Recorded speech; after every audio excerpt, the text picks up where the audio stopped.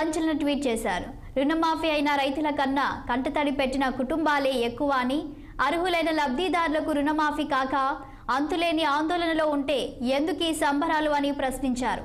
40 లక్షల మందిలో మెజార్టీ రైతులకు నిరాశే మిగిల్చారని, 30 లక్షల మందిని మోసం చేశారని విమర్శించారు. జూన్లో వేయాల్సిన రైతు భరోసా జూలై వచ్చినా రైతుల ఖాతాలో వేయలేదని అన్నారు.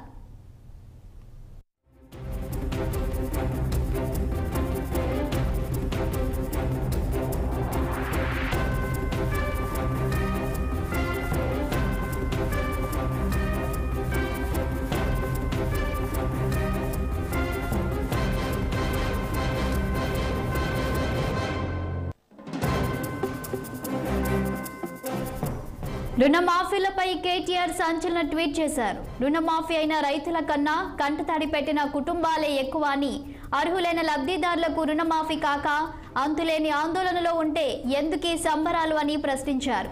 40 లక్షల మందిలో మెజారిటీ రైతులకు నిరాశే మిగిల్చారని, 30 లక్షల మందిని మోసం చేశారని విమర్శించారు.